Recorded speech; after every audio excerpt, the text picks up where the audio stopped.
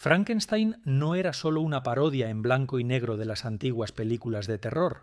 Era una rebelión cinematográfica, un experimento que burlaba a Hollywood sin dejar de honrar a los clásicos. Detrás de risas y relámpagos, había caos creativo, peleas por stock de película, resistencia de los estudios y actores que no podían mantener la cara seria si sus vidas dependían. Estás a punto de descubrir 20 datos bastante extraños sobre los secretos de El joven Frankenstein, que incluyen decorados rotos, batallas de censura y un chiste icónico que cuesta $20.000. Quédate para el dato adicional que, de verdad, revela la única conexión estremecedora entre El joven Frankenstein y una tragedia real. Vamos a empezar, y no olvides llevar tu sentido del humor y quizá una horca extra. Mel Brooks no quería dirigirla. No era ego, era instinto. Mel Brooks inicialmente se negó a dirigir El joven Frankenstein. ¿Por qué? No creía ser el hombre adecuado para el trabajo.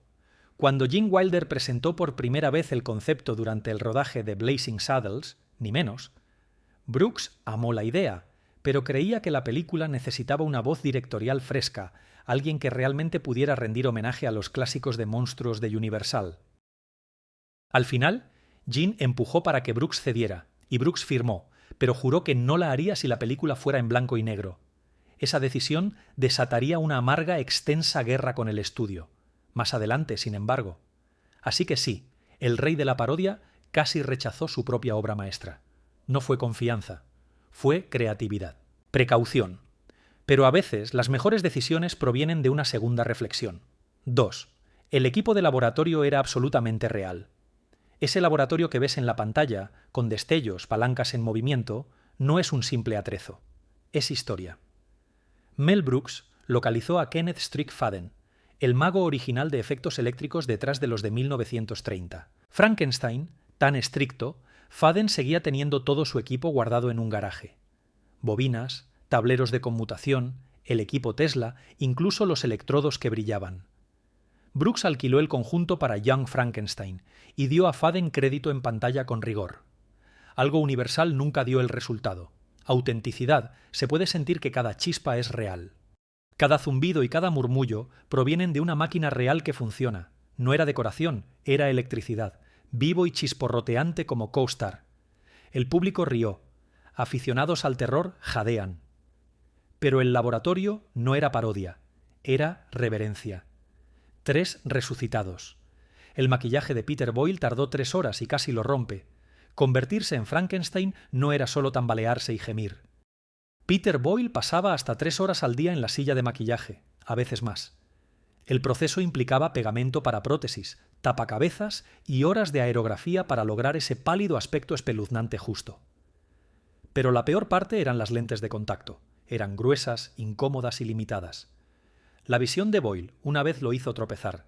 Tras la filmación casi cayó en una zanja. Además, el disfraz grueso y botas de 20 libras, tenías un actor que apenas se movía, pero aún tenía que bailar una rutina de claqué completa. Boyle nunca se quejó, pero al final de la producción su piel empezó a reaccionar al adhesivo y le dolió la espalda. No era un papel cómico, era una tortura física, oculta tras una sonrisa bien lenta y un sombrero de copa. Gene Wilder no pudo contenerse. Literalmente, Gene Wilder encarna el alma de El joven Frankenstein. Pero si creías que su intensidad estaba perfectamente medida, piénsalo fuera de cámara. Se rompía constantemente durante la escena en la que el Dr. Frankenstein grita «¡Está vivo!». Todo el equipo tuvo que rehacer varias tomas porque Wilder no dejaba de estallar en risas. No durante la escena, sino ante las respuestas de gemidos de Peter Boyle, absurdas. Wilder era tan propenso a romperse de la risa que Brooks, con autoridad, prohibió acercarse a Marty Feldman durante las pruebas. Los ojos de Feldman, líneas improvisadas, incluyendo cuáles. Hump envió a Wilder hacia Fitz. De hecho, la forma de obtener tomas limpias era amenazar con cortar escenas. Si Wilder no se controlaba, la amenaza surtió efecto, apenas. El genio de Gene venía con giggles. 5. El gag de Winnie cuesta $20.000 en total. Cada vez que alguien dice fra, aparece un caballo. Winnie, muy aterrada. Es uno de los gags icónicos de la película, pero fue uno de los más caros. El equipo de sonido usó Winnies, caballos de utilería, pero Brooks los odiaba. Ellos no se encogieron de miedo, como él lo dijo. El estudio contrató a un diseñador de sonido para grabar audio de un caballo asustado, usando gritos en capas, ruido y efectos vocales distorsionados. La broma, que dura unos segundos por escena, costó $20.000 en mezcla y regrabación en postproducción. Los ejecutivos vacilaron, pero Brooks no dejó ir. Dijo: si los caballos no gritaban de terror, el chiste moriría. Y en una película donde cada detalle importaba, hasta los relinchos debían ser perfectos. 6. Marty Feldman cambió el guión con una joroba. Marty Feldman no solo interpretó a Iger, lo reescribió en el acto, el gag célebre. La joroba cambiante nunca estuvo en el guión. Feldman empezó a mover la joroba de un hombro a otro entre tomas, como una broma, cuando nadie decía nada. Siguió haciéndolo. Eventualmente, Mel Brooks se dio cuenta y preguntó si estaba jugando con la continuidad. Feldman sonrió y dijo: ¿qué joroba? Ese chiste se convirtió en canon. No estuvo ensayado, no estuvo aprobado, pero funcionó tan perfectamente. Brooks lo dejó así. La improvisación de Feldman convirtió un papel de reparto menor en un centro cómico. No solo era un compañero, sino un gremlin del caos, cuyo chiste fue un error que nadie notó hasta que fue demasiado tarde para arreglarlo. 7. El estudio luchó con uñas y dientes contra el blanco y negro. Mel Brooks insistía en que Young Frankenstein debía estar en blanco y negro. El estudio dijo: absolutamente no. En 1974, blanco y negro estaba bloqueado. Sus ejecutivos superiores argumentaron, suplicaron e incluso ofrecieron más presupuesto. Si Brooks aceptaba filmar en color y desaturarlo luego, Brooks se negó. Incluso amenazó con renunciar. Creía que el blanco y negro era esencial para evocar las películas de terror originales de los años 30.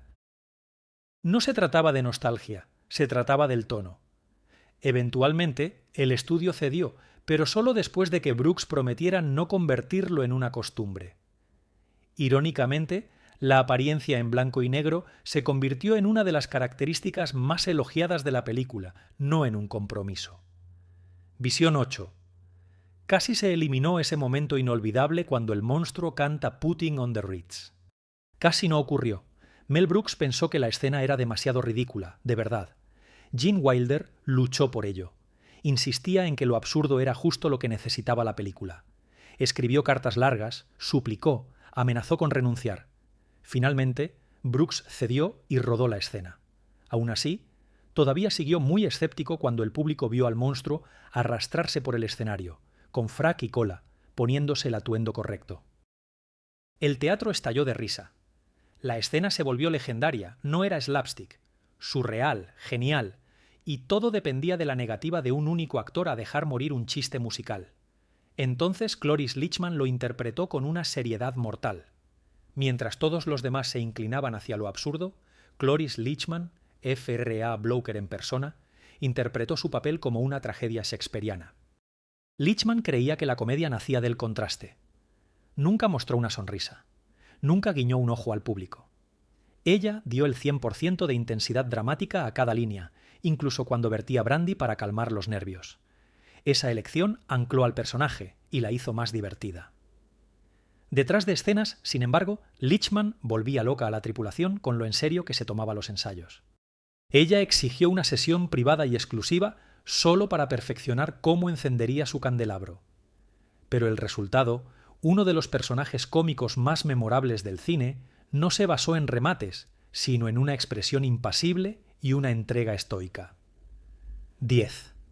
La escena del ermitaño ciego se rodó en 17 tomas. Cuando Gene Hackman aparece como el ermitaño ciego y solitario, todo sale mal para el monstruo de Frankenstein y para la producción.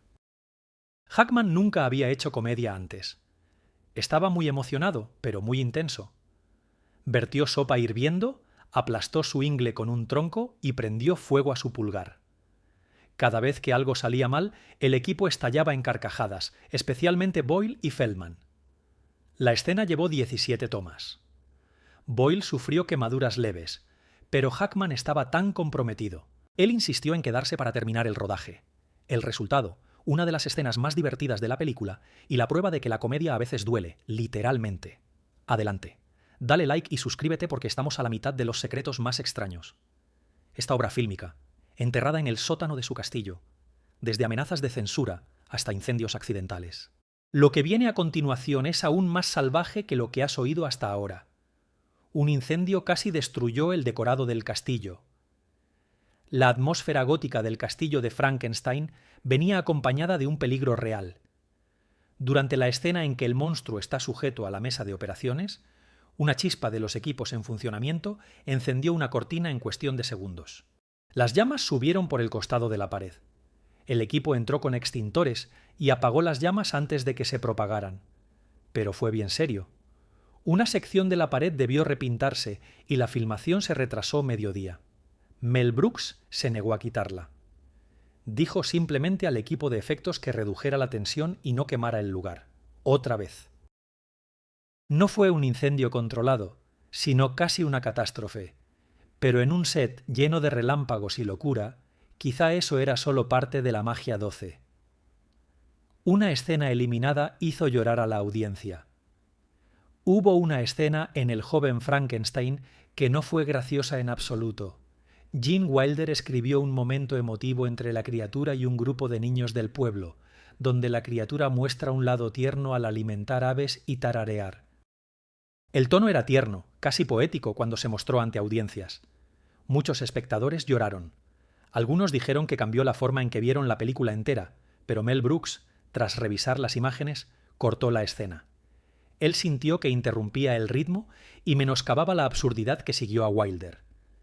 Wilder quedó devastado, pero más tarde admitió que Brooks había tomado la decisión correcta.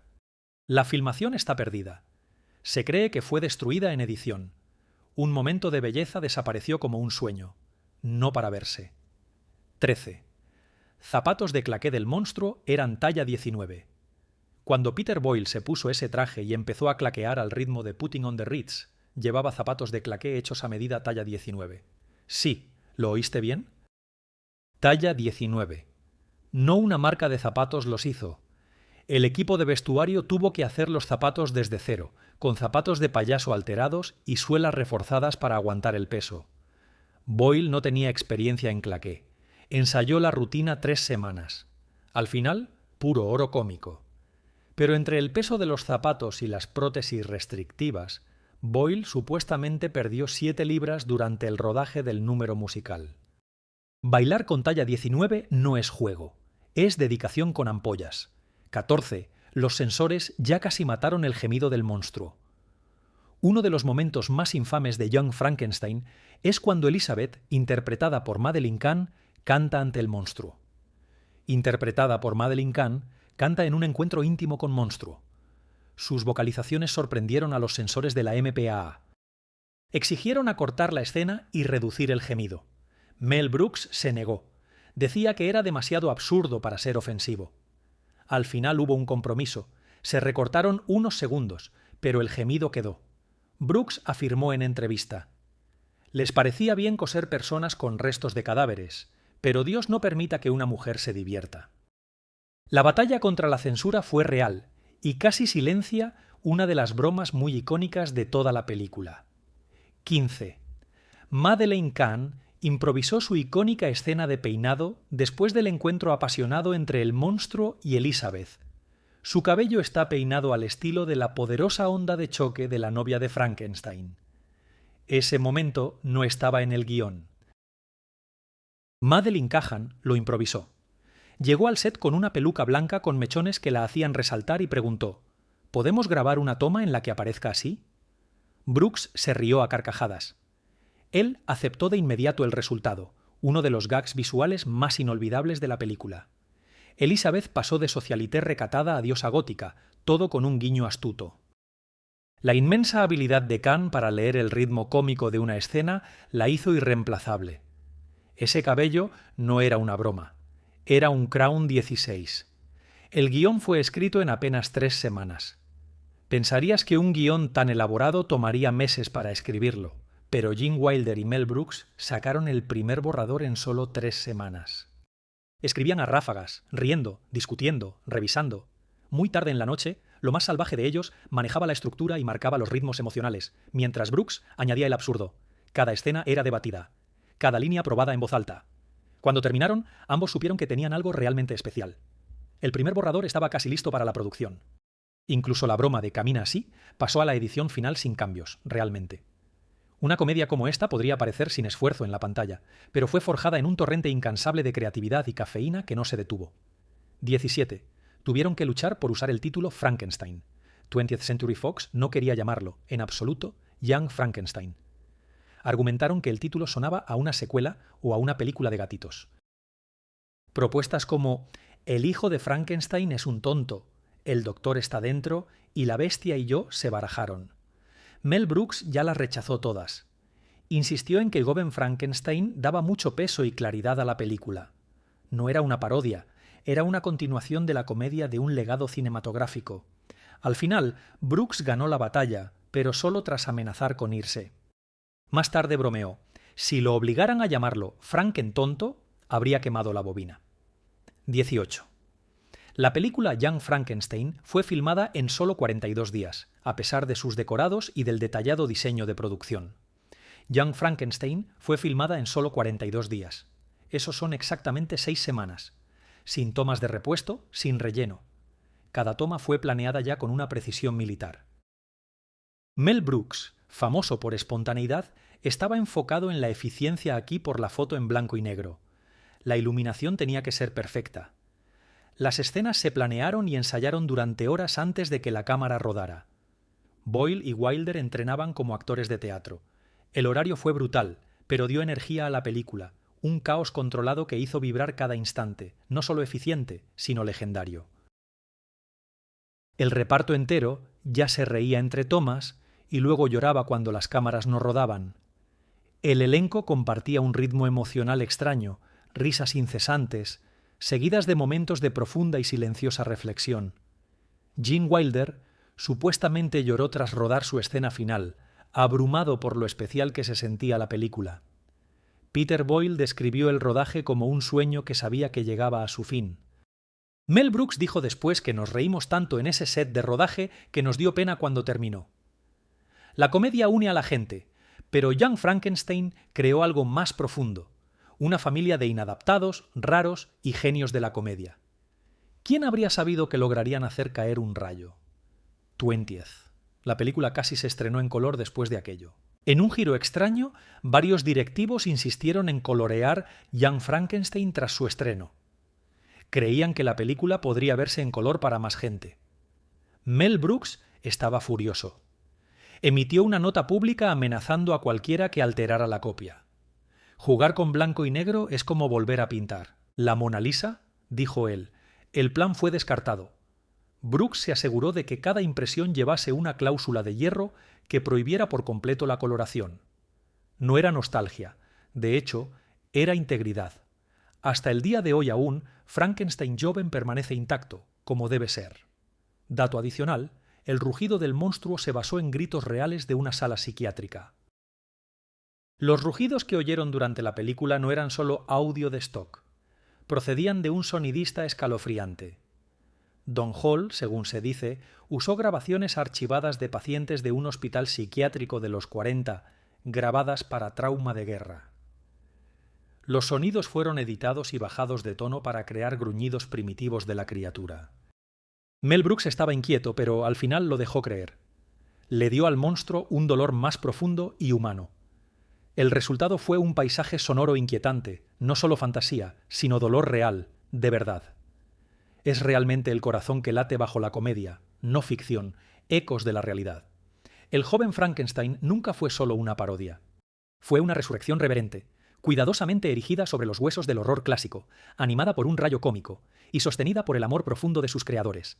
Detrás de las risas se ocultaban quemaduras reales, desplomes nerviosos, tensiones creativas y milagros de último minuto que salvaron la película. Lo que las audiencias no sabían era cuán cerca estuvo de desmoronarse, cuán profundamente les importaba a los actores, y cómo una película de monstruos en blanco y negro reescribió las reglas de lo que la parodia podía llegar a ser. Si estas 21 curiosidades te trajeron de vuelta al castillo, dale like. Suscríbete, por favor, para más revelaciones y comparte esto con quien aún pronuncia Frankenstein, porque monstruos se hacen en laboratorios y otros en guiones. Nos vemos en el próximo reel.